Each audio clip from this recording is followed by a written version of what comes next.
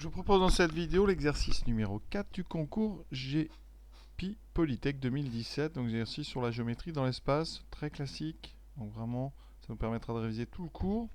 Donc, on va démarrer tout de suite. Alors, on vous donne dans le texte donc 5 points A, B, C, D, E. On vous donne les coordonnées. On est dans l'espace, donc 3 coordonnées évidemment par point. Ensuite, on donne un système d'équations paramétriques de la droite D et une équation cartésienne d'un plan P1. Donc, première question, donner les coordonnées d'un vecteur normal N1 au plan P1. Je vous rappelle, hein, il faut remplir une petite feuille ici, il n'y a pas à rédiger, il y a vraiment une case à chaque fois par question. Donc ici, on ne vous demande pas de justifier. Alors moi, je vais tout vous expliquer. Donc, comment trouver les coordonnées d'un vecteur normal à un plan? Alors, rappelons le cours. Alors, une équation cartésienne de plan, c'est une équation sous la forme donc AX plus BY plus CZ plus D égale 0, avec A, B et C non nuls tous les trois en même temps. Et une fois que vous avez cette équation cartésienne, un vecteur normal, ce sera tout simplement un vecteur de coordonnées A, B et C. C'est très simple, il suffit de lire les coefficients des lettres X, Y et Z. Donc ici, on a X plus 2Z plus 7 égale 0. Donc, on a A qu'il faut 1. B, c'est le coefficient de Y. Il n'y a pas de Y, donc B vaut 0. Et le coefficient de Z, vous voyez, c'est un 2. Donc le vecteur normal qu'on va choisir aura pour coordonnées 1, 0, 2. Et donc sur votre copie, vecteur, donc ici 1, 0 et 2. Deuxième question.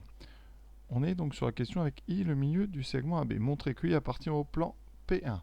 La première chose, c'est d'abord de déterminer les coordonnées donc du point I. Alors I, c'est le milieu donc des points A, donc coordonnées 0, 4, moins 1, et B, moins 2, 4, moins 5. Donc déjà, on va déterminer les coordonnées de I. Donc je vous rappelle, pour faire les coordonnées, on ajoute les coordonnées de A et celles de B, on divise par 2. 0 plus moins 2, donc moins 2 par 2, moins 1. 4 plus 4 sur 2, ça laisse 4. Moins 1, moins 5, le milieu, vous voyez, c'est moins 3. Ensuite, ça c'est la première étape. Donc on a les coordonnées du point I. Alors, ce qu'on peut mettre sur la feuille, c'est effectivement ces coordonnées, sans expliquer comment on les a trouvées, mais on va les indiquer. Et ensuite, comment savoir si un point est sur un plan? Eh bien, il suffit tout simplement de réécrire l'équation du plan qui nous intéresse. Donc ici, x plus 2z plus 7 égale 0. Et de remplacer x et z ici par les coordonnées du point I. Donc on va calculer xi plus 2zi plus 7. Et ça doit faire 0 si le point appartient au plan. Donc ici, xi ça fait moins 1, plus 2zi, donc 2 fois moins 3, plus 7, ça fait moins 1, moins 6, plus 7, ça fait bien 0. Donc, eh bien, c'est ce qu'on va mettre sur notre copie. Sur la copie, moi je vous propose bien d'écrire exactement ça. xi plus 2zi plus 7 égale à moins 1, moins 6, plus 7 égale 0. Voilà, donc, i, eh bien, vérifie l'équation cartésienne du plan P1 qu'on nous a donné. Donc, i vérifie l'équation cartésienne de P1 qu'on nous donne. Parce que les équations cartésiennes, il y en a d'autres. Voilà. Alors, c'est pas toujours évident de rédiger un minimum. Mais voilà. On peut aller à la question suivante. Je pense que ça, c'est pas très difficile pour l'instant. Ensuite, montrer qu'une droite est orthogonale à un plan P1. Alors, c'est pareil, on a très peu de place pour rédiger.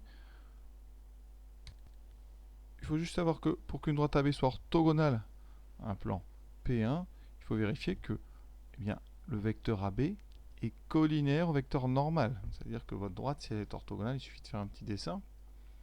Donc, ici, vous avez le plan. Voilà. Prenez ici un vecteur normal au plan. Donc, normal, ça veut dire qu'il est normal à deux directions du plan. Et bien, toute droite qui sera donc bien, orthogonale à ce plan, et bien, son vecteur directeur forcément va être parallèle, enfin, va être collinéaire à celui-ci. Donc on va calculer le vecteur AB, tout simplement coordonnées de B moins coordonnées de A, donc moins 2, moins 0, ce qui donne moins 2. coordonnées de B, donc 4 moins 4, 0. C'est toujours coordonnées de B moins coordonnées de A. Moins 5, moins 1, moins 5 plus 1, ça fait moins 4. Le vecteur N1, je vous le rappelle, on l'a encore sous les yeux, c'est 1, 0, 2. Il faut montrer que ces deux vecteurs sont colinéaires. Alors pour montrer que deux vecteurs sont colinéaires, le plus simple, c'est de montrer que l'un est multiple de l'autre. Donc on regarde bien, et on voit bien que bien pour aller de N1 à AB, il faut multiplier par moins 2. Donc, eh bien, vous remarquerez que AB, c'est égal à moins 2 fois N1. Donc les deux vecteurs sont bien colinéaires. Et donc la droite AB va être orthogonale au plan P1. En effet, alors comment rédiger? Donc, ce qu'on peut faire ici, on va essayer de gagner de la place. Le vecteur AB, c'est moins 2, 0, 4. Voilà. AB est égal à moins 2 N1. Et donc, la droite AB a pour vecteur directeur moins 2, donc moins 2 N1, donc N1 aussi. Et donc AB est orthogonal à P1. D'accord? Cinquième question, donc quatrième question. Donc la question 4 de A. Alors une question identique à une qu'on a déjà fait. Donc on nous donne l'équation d'un plan, le plan P2 d'équation x moins y plus d égale 0 avec d réel. Et on veut un vecteur normal, donc on l'a déjà dit. Ici, donc le vecteur normal qu'on va choisir, il va s'appeler n2.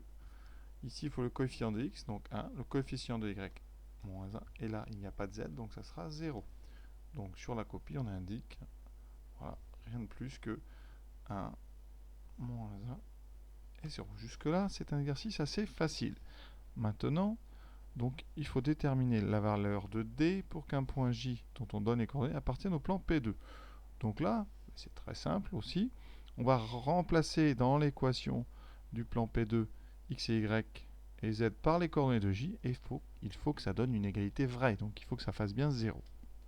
Donc ici, on peut écrire J, donc de coordonnées moins 1 demi, 5 demi moins 5, il appartient à P2. Ça équivaut à dire que les coordonnées de J vont vérifier l'équation du plan. Donc ici, ça veut dire que xj moins yj plus d doit être égal à 0. On remplace, ça fait moins 1 demi, moins 5 demi plus d égale 0. Là, on a donc moins 6 demi, moins 3, donc d va être égal à 3. Ensuite, on va essayer de le rédiger. Donc, première chose, tout de suite, on vous demande la valeur de d. Donc, d est égal à 3. En effet, alors comment rédiger ça? On va dire J appartient donc à P2.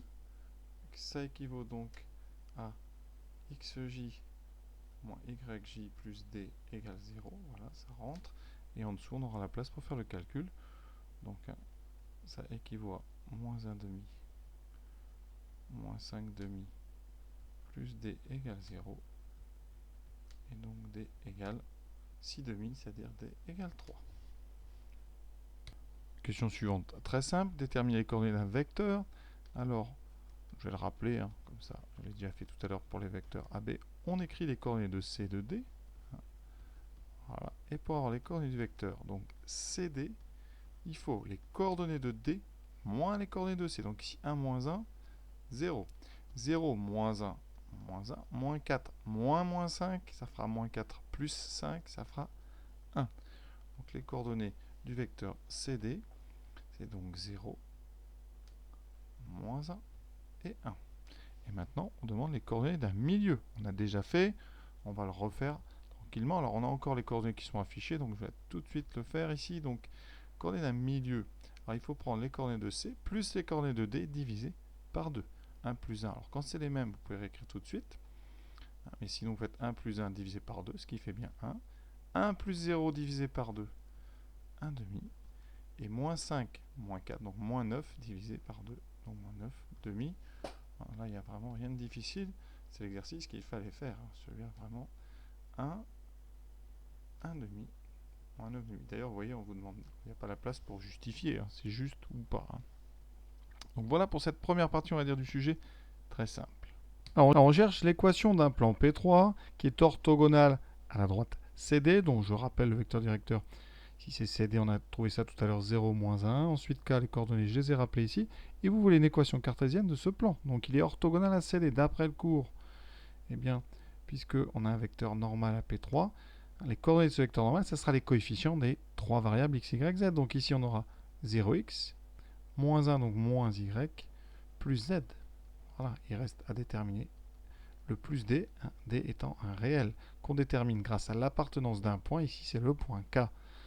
K appartient à P3, donc vous pouvez remplacer les coordonnées par les coordonnées de K et vous aurez une vraie égalité. Donc, moins YK plus ZK plus D doit être égal à 0.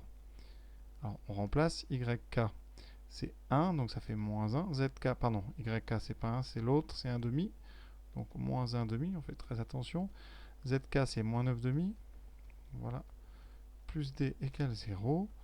Ça donne donc moins 10 demi, donc moins 5 plus D égale 0. Donc D vaut 5. On n'a plus qu'à rédiger. Alors, qu'est-ce qu'on peut rédiger? C'est pas toujours facile. Bon, déjà, équation cartésienne, celle qu'on a trouvée, c'est donc moins y plus z plus 5 égale 0. En effet, alors qu'est-ce qu'on peut dire?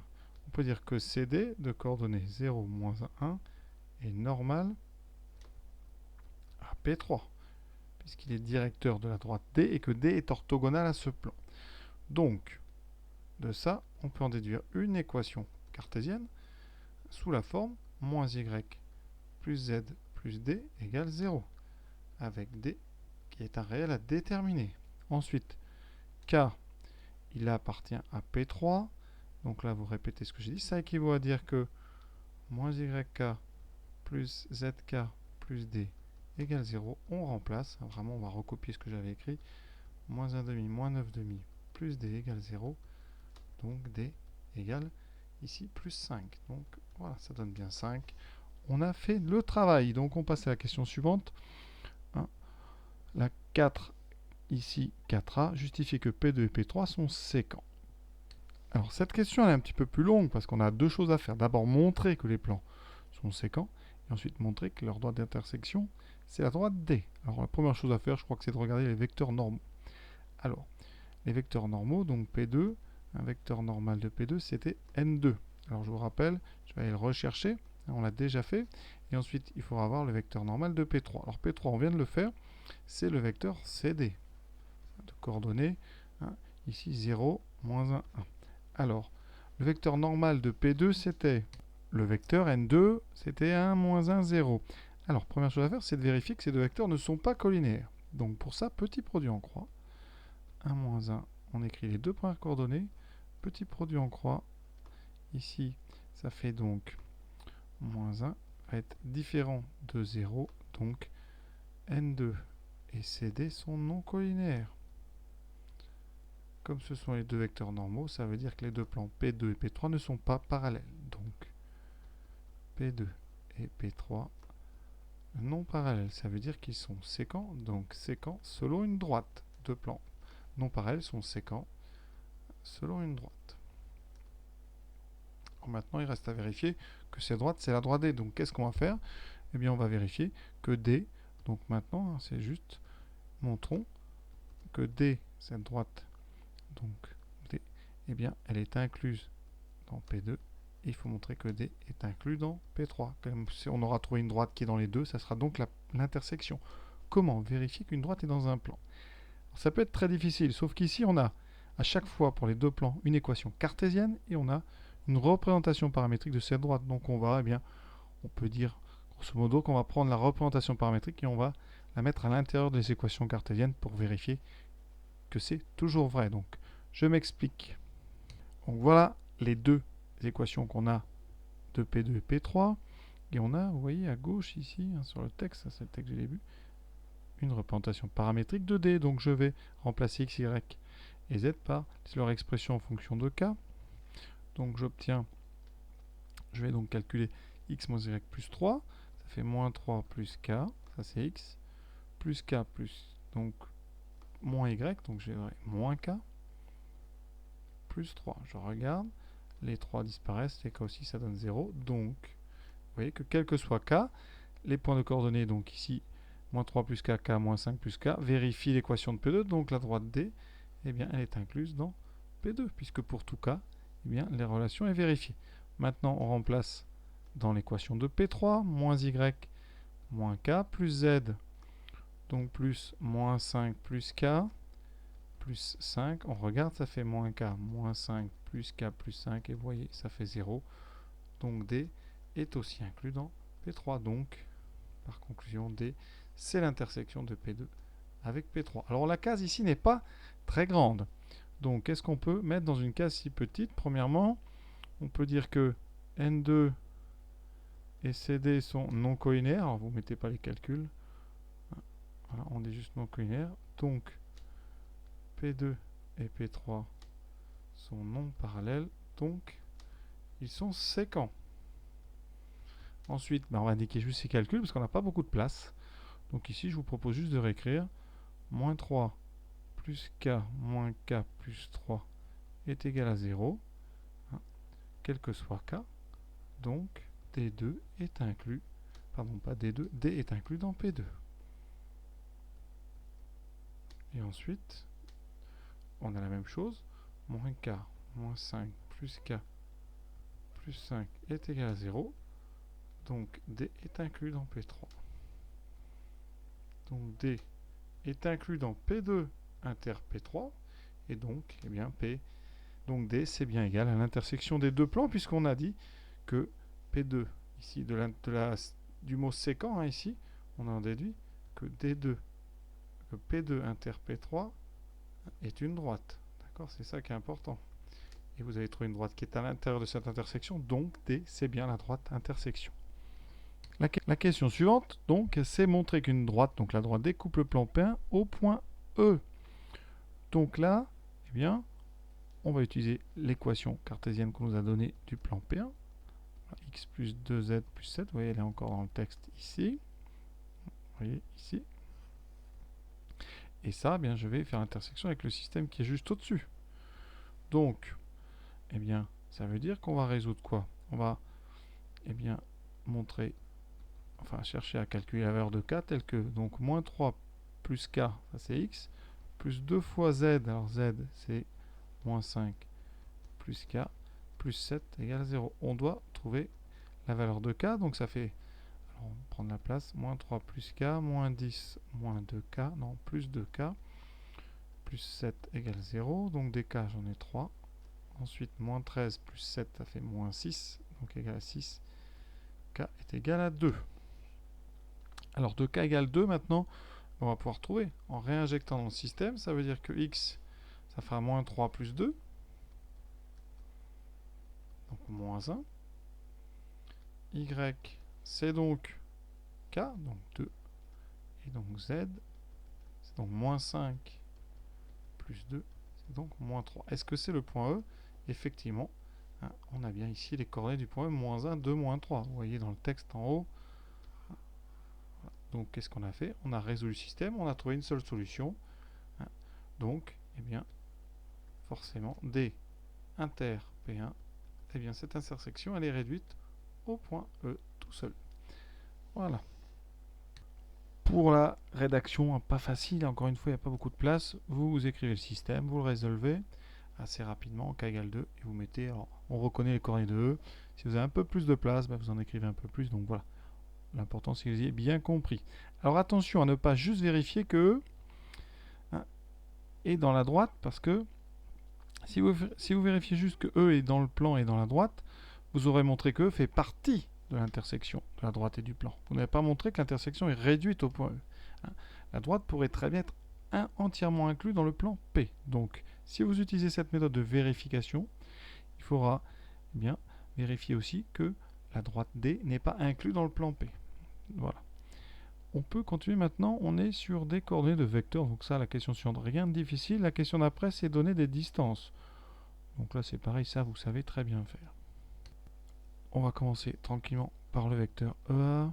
Donc, coordonnées de A moins coordonnées de E, donc 0 moins moins 1, ce qui fait 1, 4 moins 2, 2, moins 1 plus 3, donc attention, moins 1 plus 3, ça fait 2. Donc on trouve 1, 2, 2. Donc on écrira à la fin peut-être. Non. Donc là, 1, 2, 2. Maintenant on passe à EC. On va tout faire tranquillement. Donc c'est coordonnées de C moins coordonnées de A. De E, pardon. Donc c'est 1 moins moins 1, ça donne 2. 1 moins 2, moins 1. Moins 5 moins moins 3, ça fait moins 5 plus 3, ça fait moins 2.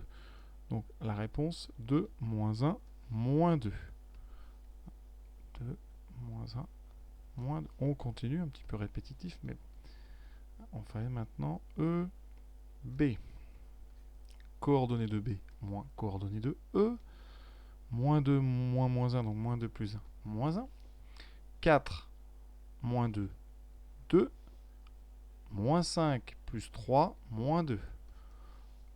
Résultat, moins 1, 2, moins 2.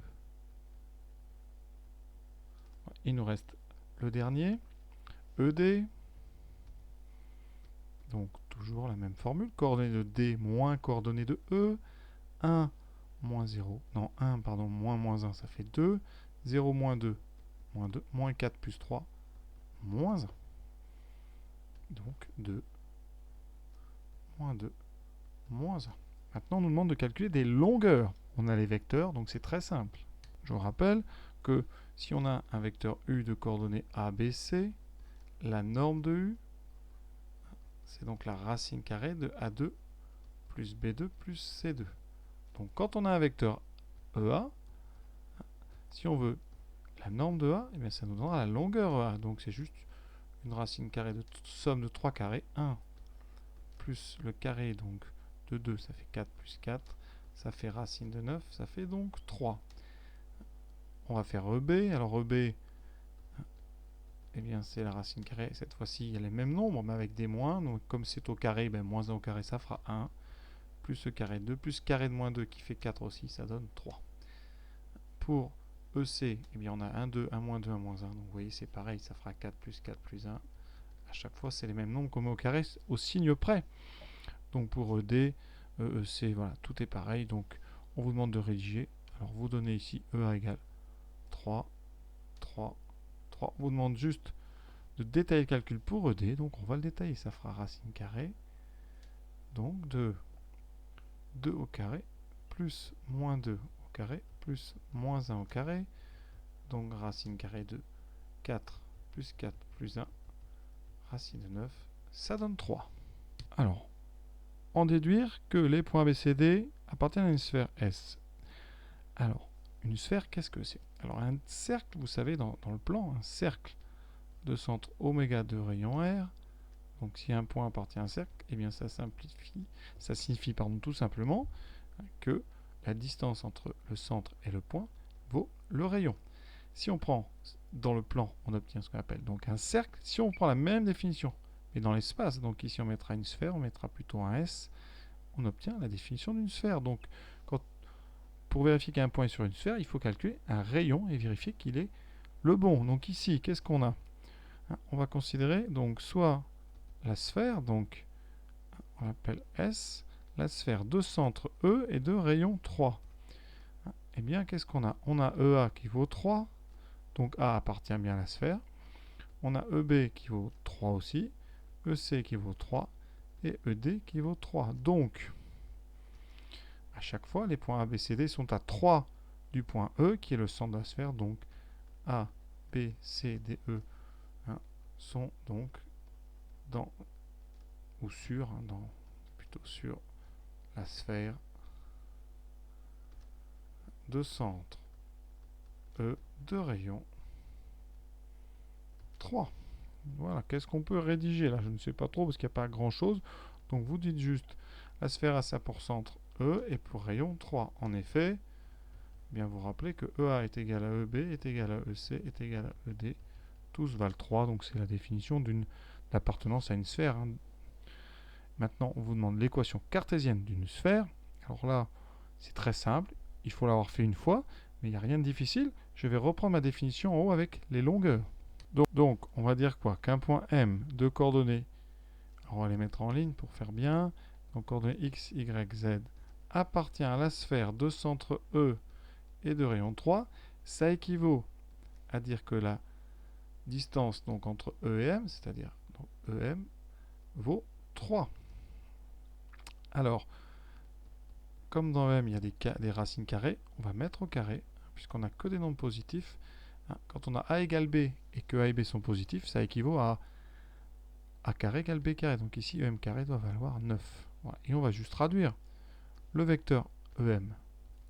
Ses coordonnées, c'est X. Alors, moins 1, donc X plus 1, Y moins 2, Z plus 3. C'est coordonnées de M moins coordonnées de E. Toujours avec les coordonnées de E qui sont moins 1, 2, moins 3.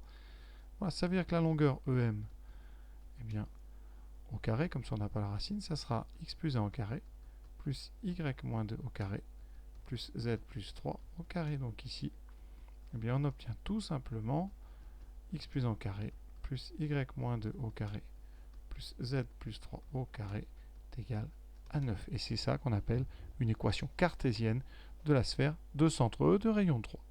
Et vu la place qu'on vous a laissée, vous n'avez pas d'autre choix que de recopier cette équation. Donc X plus 1 au carré, plus Y moins 2 au carré, plus Z plus 3 au carré égale à 9. Donc voilà, cet exercice est terminé. J'espère que vous avez bien tout compris. Exercice, on va dire, très standard. Il n'y a pas de piège. C'est beaucoup de culture sur donc, le chapitre de géométrie dans l'espace. Géométrie évidemment analytique avec les coordonnées. Voilà. À bientôt, j'espère, pour d'autres corrigés. Bonne fin de journée à vous. À bientôt.